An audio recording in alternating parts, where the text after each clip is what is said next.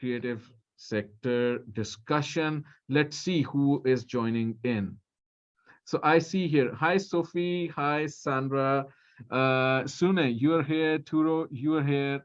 I don't see Sara around. Let's see. I mean, I'm here. It might be my name. No, I got everyone.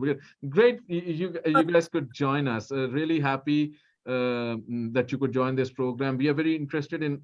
I'm sure, but when I say me, it's all the attendees, awesome attendees who are connected to different places.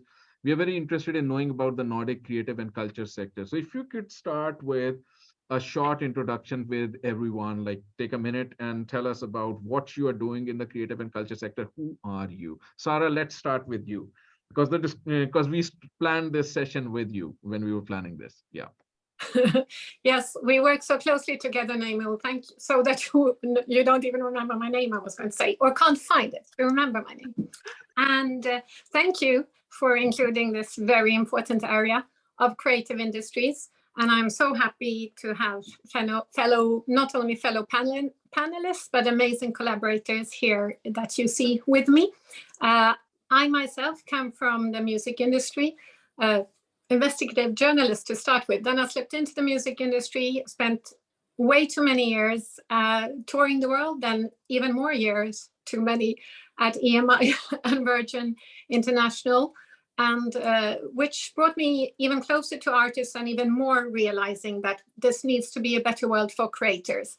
It just seemed to get worse and worse instead of what I thought would become better with innovation. And of course, I do believe things become better with innovation. It just needs to democratize that minor detail. So that's our mission with founding Nordic Music Tech. And it's now become, I would say, global music tech with all fantastic partners around the world. We've even formed European Music Tech and worked even closer now during the pandemic, which sadly isn't over, but at least restrictions are for us. And we're very used to working digital world anyway. So basically on a mission, and what we do is bring we have an amazing community, which is very open. Anyone can belong to it at the intersection of music, the traditional music industry, and all the creative industries actually, and tech. That's a little about what we do. And then I can finally say which we'll be showing a video since all of us are involved in this. I'll do that a little later, but we are launching the amazing Creative Tech Week in collaboration with the city of Stockholm, West Stockholm, and many other partners, including Slush in Helsinki in November, and also supporting Impact Week that we've heard a lot about today. That's coming up starting September 6th. I think that's a great initiative. Great to hear that you have so many varied experiences, and all that is blending into now the Creative Tech Week. And very happy that Coompanion is with in that week. Thank you for including us. Let's move to Sofie. Let's hear about you. Thank you very much. Thank you for having me. Hello, everybody. All of those of you watching as well. Thank you so much for taking the time and for having me. Yeah, I've got a background in music and arts myself, and we go way back, Naimul, and many of you here on this call. I'm really passionate about empowering artists and creators to help them monetize what they do, to make a living doing what they love, and to really bring the best of arts, tech and impact together. So I've also set up my own edtech company, Arts Dynamics, got a production company, and all of this work has led me to where I am today. A dream role just opened up at Stim, which is a performing rights society, making sure creators get paid for the work. So today I'm a director of cultural affairs at Stim, and overseeing our impact side of what we do at Stim. And we've been around for almost 100 years. We celebrate 100 years next year. And what we're doing here, talk about music, entrepreneurship, cultural and creative industries. That's what we are passionate about. And I cannot wait to get together with all of you to discuss what can be done to make a bigger difference as well for the coming generations. Awesome to hear. Like, I'm already charged up. Like, Sara, you started with your journey of ecosystem building with Stockholm Music City, and then going into the Creative Tech Week, and now Sofie, you're talking about empowering the artists and creators. Look, we are på rätt spår. Great. Let's Sune, would you like to go next? Yes. Well, I have first of all, I'm very, very happy to be invited to this panel. I have a background as an opera tenor, and I traveled the world with that for a decade before I found so many, you can say, flaws in the market that I simply had to do something about it. So in 2011, I started my first company, a startup company called Turo. That was a two-sided marketplace where talent could find opera house, and opera house could find talent. I since then left that company to build something I would call even more ambitious, something that is not just related to opera, but also to the rest of the performing arts world, building the bridge, the gap between the fans and the creators, not least focusing on how can we make intellectual properties in the arts, and especially in music, worth something again, not just give it away for free to YouTube and to Spotify, to mention one of the big the Scandinavian startups that is very successful, of course, but to some extent are also suppressing the way that artists are making money. We need to look into that. So that's now Artelize is also very focused on the audience visibility and accessibility, and that's one of the biggest problems. You can call it the infrastructure of performing arts. That's something I've been very preoccupied with over the last decade. Perfect. Great. Sune, what a great insight, like infrastructure of performing arts. And I love what you're bridging the gap between fans and creators. I think awesome. That's something which is so much in, how would you say, in sync with the times. For the audience, Sune is also pitching on the live pitching stage. Sune, since you're running here with this panel discussion, probably your turn there will come later, but awesome startup that you're building. Everybody stick around. We need to hear his pitch. Great. Let's move to Sandra. Would you like? And then Turo. Yeah. My name is Sandra Wall, and I work for the UNESCO city of Norrköping with a background in media and culture institutions. And I work for the development of the creative sector with the municipality, and it's mainly music, film, gaming, visualization, art, performative art. So we have a film fund and a live event fund to support mainly the industry part of it, but also after the pandemic, trying to get the live event sector back on its feet on a local level. We also have residencies like right now for art and music at the Visualization Center. We are part of a global network with about 60 cities of music. We work on a global level with this sector to create new distribution ways, work for everything that you all talked about to support the value of the arts, but also the rights for artists. In this world right now where it's polarized, we need to work for an inclusive and sustainable structure for creative industries, and gender equal as well, inclusive. So I work mainly to create opportunities for a music community, but also attract investments and establish new companies in Norrköping, of course. And I think the cities are important hubs for this work with the startups and tech and creative industries. We also create trade missions and international work and networks, most of all. We have a lot of tech connected live events, and we also work with Scenkonst Öst, Norrköping, and we have tech incubators. We also work with LEAD, as I'm sure many of you know of.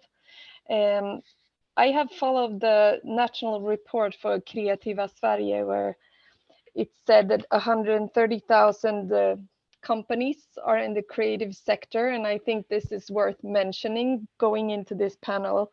And as a city and a music city in the UNESCO network, you need to work to help out with the exports, the internationalization. Even if Export Music Sweden is doing a wonderful job, this is a new way to work. Also, the Norrköping Science Park is truly interesting for sustainable innovation within visualization and printed electronics, and of course other digital innovation, but they acknowledge the power of the creative industries as well, and I think that's important for a city. So I would say that as a UNESCO City of Music, that's an important part, to acknowledge and analyze the situation and help out. Awesome. Thank you so much, Sandra. Turo, would you like to go next? Hi, everyone. My name is Turo Pekari. I'm based in Helsinki, Finland. I'm a music innovation specialist, ecosystem builder with a history of 13 years in the music industry. Currently, I'm working as the innovation and business development executive at Music Finland, which is the Finnish music export office. We accelerate creatives and businesses in the music domain from Finland to scale globally by exporting quality content, innovative technologies, and also the Finnish mindset to the world audiences, as well as curate events and bring international professionals, companies, investors to the Nordics. Currently, some of the most interesting stuff on my table is trying to push Finnish content and Finnish music companies to the metaverse and Web3 space. I'm also quite deeply involved in several international initiatives with an aim to build bridges between music and technology, mainly under the umbrella of Music Tech Europe, which is a European network of music innovation hub. By the way, something that we've been cooking up with Sara and our friends from Stockholm Music and Tech Hub. I also act in expert positions both for the European Commission and Finnish government on topics like digital transformation and copyright infrastructure development. I'm also a startup coach and advisor, and contributing to quite a lot of international accelerator and incubator programs. And we're also running our own accelerator program for music tech companies here in Finland. Glad to be here. Awesome. You're wearing so many hats. We should definitely get you on the React accelerator that we are running. It's an EU-funded program at Coompanion, and you could also get involved in, all of you could get involved in that accelerator, Founder Institute. There's so much that we can, so a lot of energy I see over here. Thank you so much for the introduction. I have a couple of questions because the panel length is around 20 minutes from now. We'll be switching to the next one. What I want to pick over here is like, Nordics is a great place to, there's a lot of creative output happening here in culture, in art, in music, in anywhere. Like, so what do you think is the core driving factor which leads to this innovation in this space? I don't know what's the answer. Is it the resources? Is it something very deep in the way we are culturally? Is it the long winters? I don't know, but I'd like to hear. How come we end up producing so much cultural content, cultural innovation at startup level, at ideal forening, or how would you say, non-profit level, project levels, development work level, artworks level? I'd like some input from the panel. I think I just, well, so all of you here, I think, are better suited to answer that question. But I also just wanted to highlight that when one asks the theme of today, what's in the source of not the Nordics, basically, when it comes to innovation and tech, it certainly is an even larger and longer living source when one sees, well, I shouldn't say that. I think we've always been very far ahead of innovation. If one looks at so-called old tech companies as well, more than hundreds of years. But when it comes to music, the same, and all the creative arts, And it's just incredible what's in the source in the Nordics, because it's been since eons ago. And then when one also looks at, when we often speak about the Björn Borg effect, if one talks about modern times, then of course one quickly comes to ABBA and so on.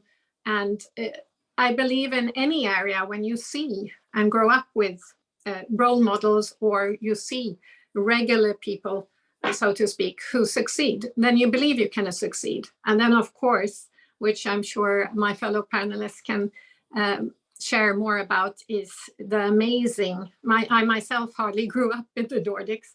I'm truly a citizen of the world, but what I've seen is a huge contrast, is that we have education from a very early level and after school activities, and it's very well funded, and basically anyone not only can afford it, but you have the possibility. And we have also the largest amount of choirs, I think, isn't it, in the world?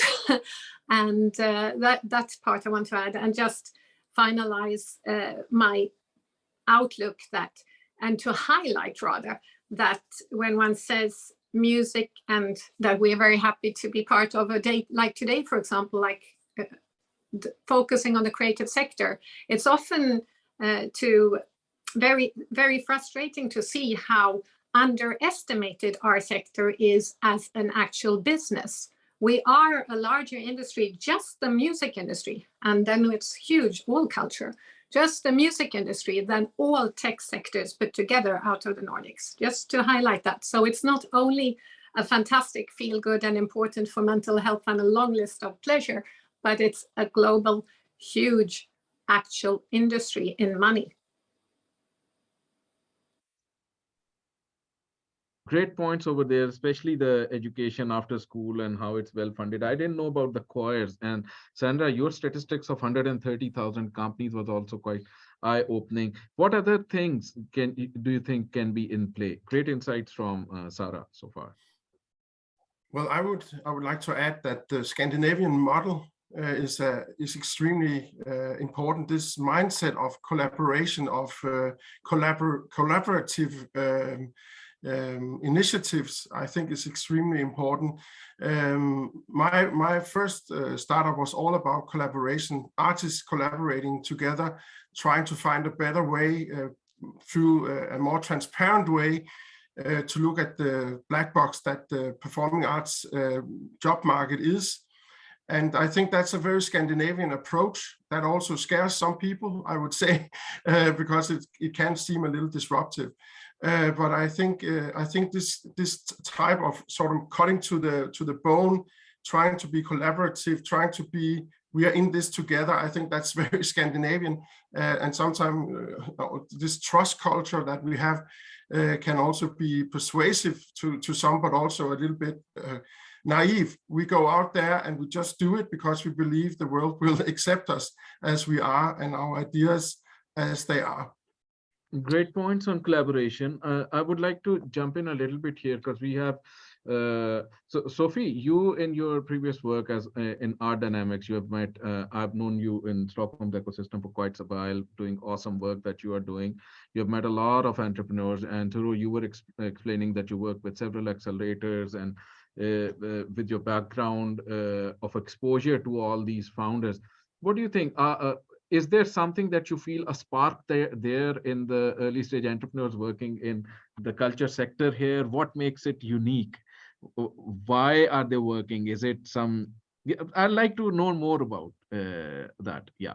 Thank you. Why does arts entrepreneurship work, you mean? Yeah, yeah. And why are so many people why so many people work in cultural, creative, art, startups, projects, and all? Yeah. Great what question. drives them? What drives them?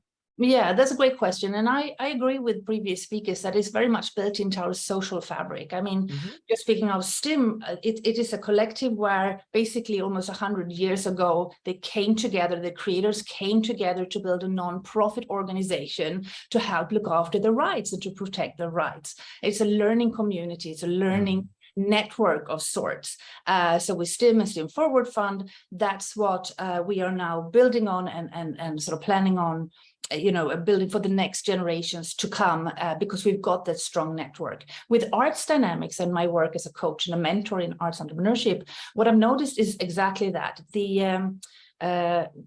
The way our society is built with the tredje sektorn, the third sector, you mentioned choirs here before, and the way we organize as people up here in Sweden, in the Nordics, that in itself fosters creativity, innovation. We're getting used to working together. I think what has changed lately is also that there are many synergies between creativity and innovation and entrepreneurship, but up until quite recently, you were not really supposed to talk about, how connected they both were. Because as musicians and artists and creators, the minute you start to talk about business and marketing and monetization, something happens in the eyes of the creators. It's like, I'm not a business, I'm a creator, I've got my artistic integrity here. Who are you to talk to me about building a business? But at the same time, we know and we see in the world of entrepreneurship and startups more than ever before, scale-ups, investors more and more as well. We know that entrepreneurs as such as well are also a group of people around the world that are also the best positioned to help solve the challenges we see in the world, which is why we see more and more also work towards the global goals. And like with the cultural and creative industries, we actually can help solve the 17 global goals. So I think just to summarize your question is, I see that there is a bigger acceptance first and foremost between the creative side, the cultural side, and the business entrepreneurial side. The pandemic has helped with the digital and tech sort of what we're seeing now, this exponential growth in tech solutions, which forced us online. But it also helped creators to take matters into their own hands. They can now control their own data. It is easier for them to actually monetize what they do. And I think also finally that the languages are starting to make sense. I mean, when I started working with creators at the beginning, when you used business lingo, they just tuned out. But the more you understand the terms of why creators move into the world of entrepreneurship in the first place, it's easier to make them understand the importance of having a proper plan, understanding your why, and having a plan in place to also be able to later attract investors if that's what they want to do. But you have to use a language that they feel resonates with them. Does that make sense? Well, makes awesome sense. I'm a creator myself. I do music. So I can relate to whatever you're saying. Turo, yes. Yeah, maybe I can add something. If we think about how people end up founding startups or starting as entrepreneurs in music startups, for example, is that quite often they have a history in the music business or as creators. So they are really passionate about culture and music itself. This is how it usually happens. And I think we're quite lucky that in all of the Nordic countries, we have a strong governmental support for innovation and technology. And this is a very crucial thing if we think about music innovation sector, because I think most of the startups in our field are still struggling to get funding from investors. If we compare, for example, to the gaming industry, which is something which booming in Finland, it's totally different. And this is why government support is really, really important. Great point. And I think you mentioned a very important point. I'll draw a parallel between the creative industry and the impact sector. Like I moved to Sweden 7 or 8 years ago. Impact was very early. It was very difficult to build an impact venture. But now if we see 6, 7, 8 years later, the sectors has started, it's in a high boom phase right now. Impact funds have been created. Mainstream VCs are thinking impact when they're measuring startups. So all that is driving more founders to go into this. So I think ecosystem development is a crucial component. And Sandra, we come to you. How are you guys doing it in Norrköping? Because you said you're a UNESCO music city. What does that mean for any musician or an artist in Norrköping? What does that mean in reality? Hopefully it means they get more support, since we are mapping our music community and getting a better, and also looking into policies for the nighttime economy and the creative sector, which is important. And the governmental support is actually very important, but also the city level need to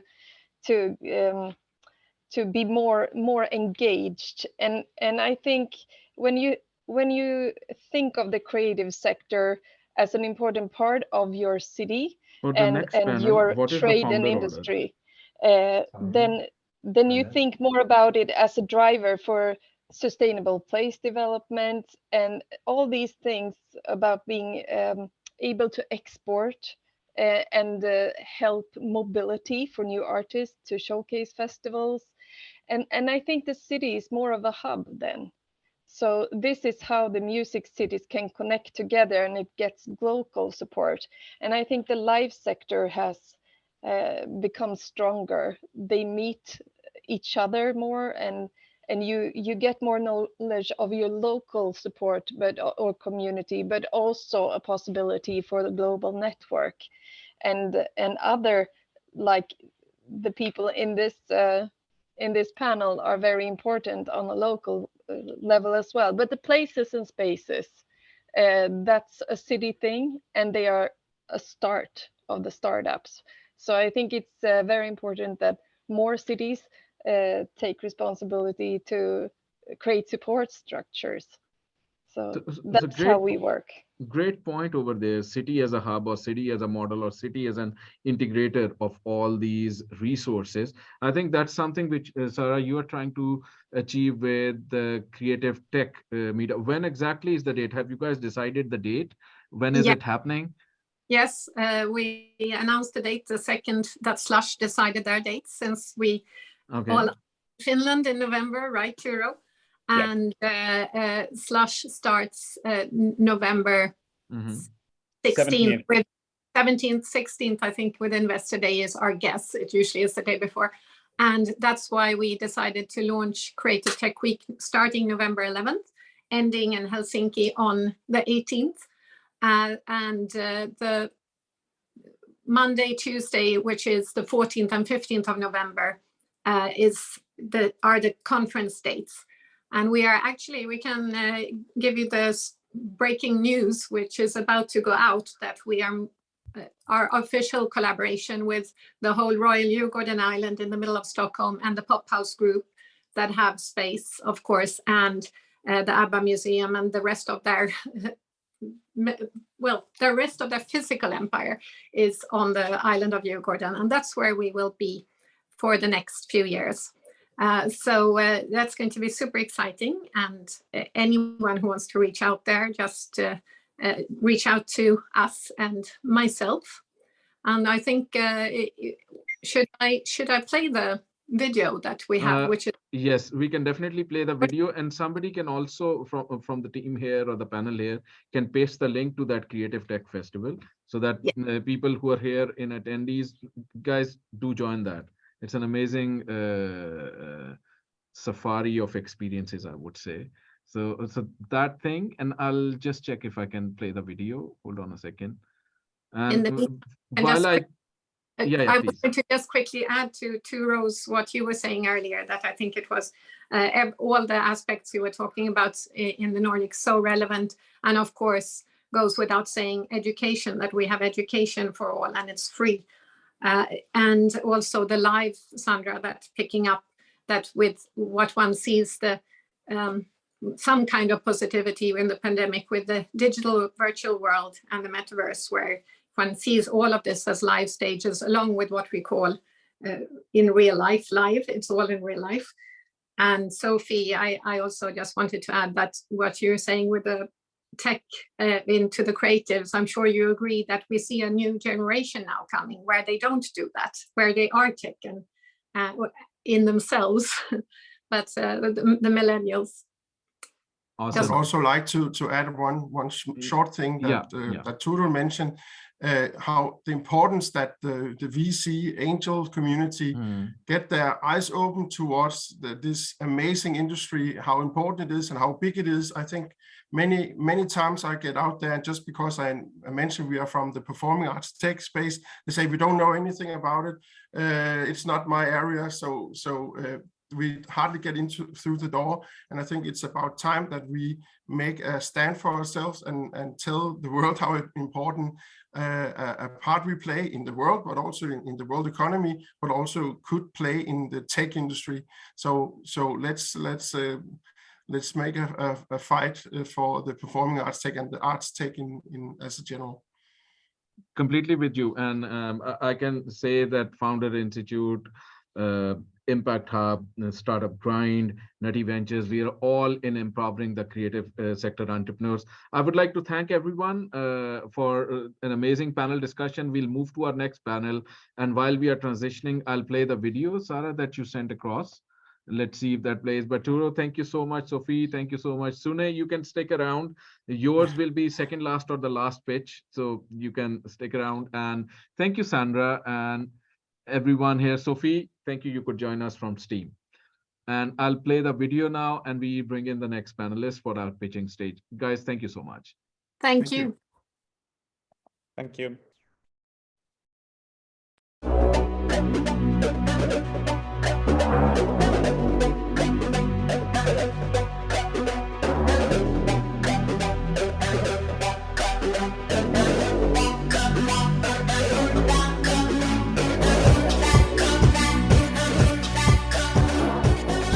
Stockholm is the most creative place in the world because there's such an amazing variety of weather that have forced everybody to get very creative with how to adapt to this very dynamic environment. I think that we have a proud history of innovation, and I also think that we're pretty good at collabs, collaboration, and we have an open mind, and we're used to adapting to other countries as well, and listening. If you have big ears, you can find new ideas. So I think that's the reason.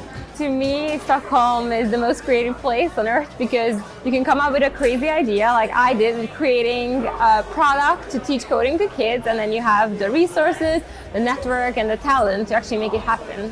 Like, we have an open mindset here in general. People just love to get together, and everyone is very just innovative in general. Yeah. I think it's two things. We're a small country, so we always think global first, and then we are very creative and tech savvy. I think that's the two things. Welcome to Stockholm.